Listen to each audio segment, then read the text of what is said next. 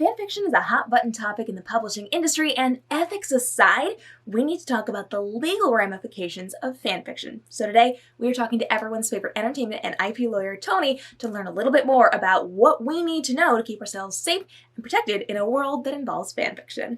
My name is Tony Oyukostas. I'm an adjunct professor of entertainment law and IP at New York Law School, and I have an Instagram, TikTok, and YouTube account called The IP Professor that is dedicated to all things intellectual property.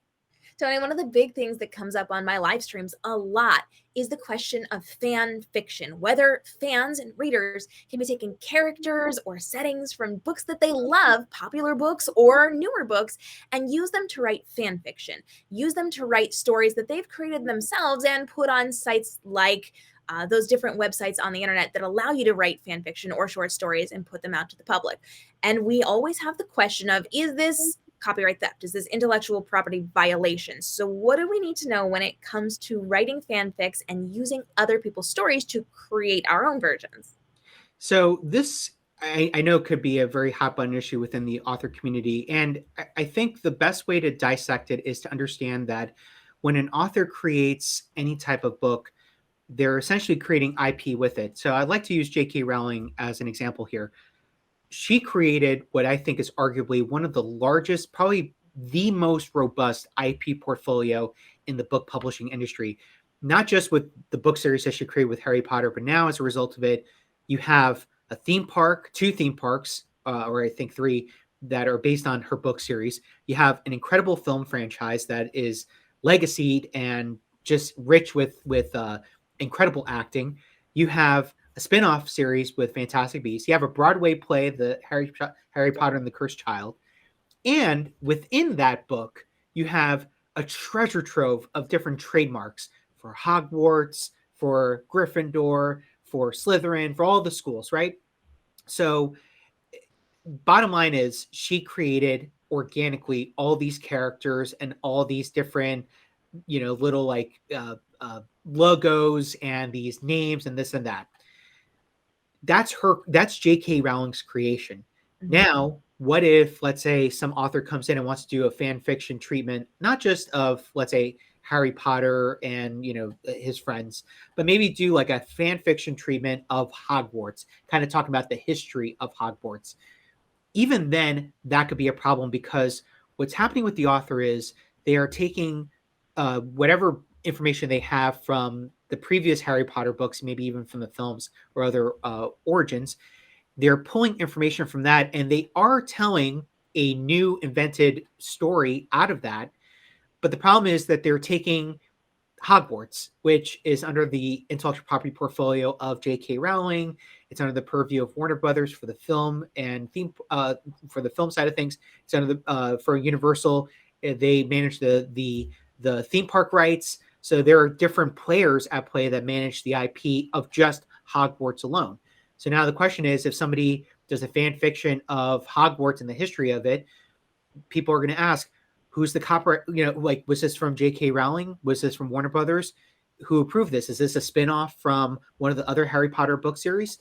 And even if you put in the disclaimers that this has no affiliation to it, just looking at the title and mentioning, like if you did call the title The History of Hogwarts, that could create consumer confusion. That is the essence of it. So now you have an issue with trademark infringement. But then, of course, you have the copyright infringement aspect of it, because these are characters, these are stories that had an origin, which were from J.K. Rowling's books, and now they're being told in a new way.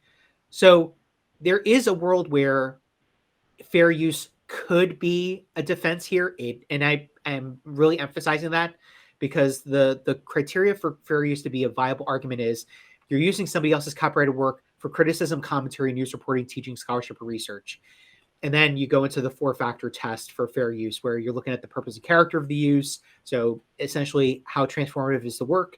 You're looking at the nature of the copyrighted work, the amount of substantiality of the copyrighted work used in proportion, that's used in your work in proportion to the origin. And then market harm is, would the copyright owner, the original copyright owner, suffer harm as a result of your use of that copyrighted material? Those 4 factors, all 4 don't have to be satisfied. The Supreme Court even held that 1 was enough to move the needle in favor of fair use. Either way, I'm emphasizing heavily that first part of the fair use test, because you have to ask yourself, is your fan fiction for criticism, commentary, news reporting, teaching, scholarship, or research? If it is, then you could go into the whole 4-factor test and then assess, if you have a viable fair use defense. But if it's not for any of those purposes that I mentioned before, like Monopoly game, do not pass go, do not collect $200. So these types of questions and this type of kind of legal breakdown and how you dissect it, obviously as an author, you can assess it on your own. But this is where you're going to have to go to an attorney or somebody that specializes in this space, not just in copyright, but even with trademarks, just so that you're really, really understanding if what your fan fiction treatment is for specific existing book series is going to breach any type of IP right that's vested with somebody else. Will creating a fan fiction book about Hogwarts trigger a copyright infringement claim with J.K. Rowling? Will it trigger a copyright infringement claim even with Warner Brothers for the films? Could it even trigger a trademark infringement claim? All these questions, an attorney could help map it out for you. And then at that point, that can give you guidance as to whether or not it's worth your while going the fan fiction route or, creating something new, which at the end of the day, our justice system has made it very clear that the threshold of originality with copyright law is extremely low. So you could put zero effort into creating something original, and our court system would say that's original in the context of copyright law. It's a different story if your readers are going to be interested in it, but just know that the bar of originality in the context of copyright law is extraordinarily low. And of course, it's always important, if you are going to be using someone else's intellectual property, to make sure that you are checking with your professional lawyer who understands this industry and can break down whether or not you are using this fairly or not. And that goes for whether you are creating the history of Hogwarts and it's a published book that you're going to try to put out in the world, or if this is just a one-off couple of scene fanfic over on Wattpad. We want to make sure that you are covered and legally protected no matter which path you are taking. And it can be a very tricky path to walk down. So understanding these laws and making sure you're bringing in a professional to guide you through this process is going to be incredibly important. Overall, I do not recommend going down the path of fan fiction just because it could be so legally tricky for you. And we also want to make sure that we are respecting every author, whether they are big like J.K. Rowling or small like someone who is just getting into the indie publishing space.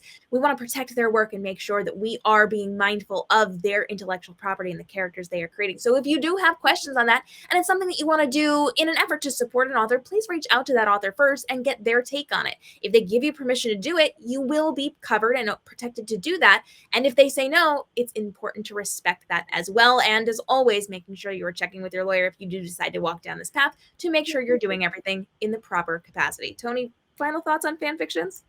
I think I just have to underline all the more how important it is to seek legal advice with something like this, because I think I think if you have a vision for making fan fiction, I think it's wonderful. And I think at least it's showing that, you have interest in telling a story that's based on something else, but at what cost? I think that's the follow-up question at that point. And then, tangential to that, you have to ask yourself, if you were going to be slapped with a cease and desist or some type of copyright infringement or trademark infringement lawsuit, at what point do you feel like you have the financial capacity to even assume that type of responsibility? I think these are very legitimate questions, and I'm not saying this to scare anybody.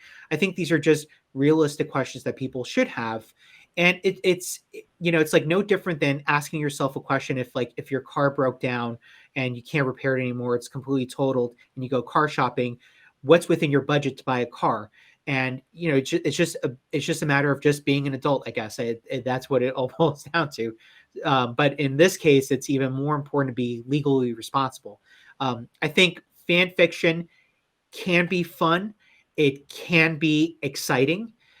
But again, it's just a matter of whether or not it's going to broach that territory of violating somebody's intellectual property rights. And, I think it's the best way to put it in perspective is think of all the hours, the weeks, the months, the years that went into somebody making copyrighted work. How do you think they would feel if somebody completely got ripped off? So just bear that in mind. And I think act cautiously when you're pursuing the fan fiction route. And if you have questions, you can drop those down below. We will be monitoring those for you, but you can also go and hang out with Tony on his social medias, where he is daily responding to people and getting their legal questions answered to make sure that they are protected in their industries as well. So Tony, where can everybody hang out with you? You can find me on Instagram, TikTok, and YouTube at the IP Professor. And as Cam said, I'm talking to everybody in the comments about anything related to IP. So if you have any questions, feel free to reach out to me there, or you could drop me a line in the DMs. Make sure you hit that subscribe and notification bell so that you do not miss any of our daily updates helping you level up inside of this industry to keep you safe and legally protected, and making sure that we are adapting to the green flags and not the red flags of the publishing industry. If you have questions about anything growing in the publishing industry, let us know down below, and I'll see you in the next episode as we continue to help you level up and save time and effort creating things that will go incredibly well for you inside of this industry.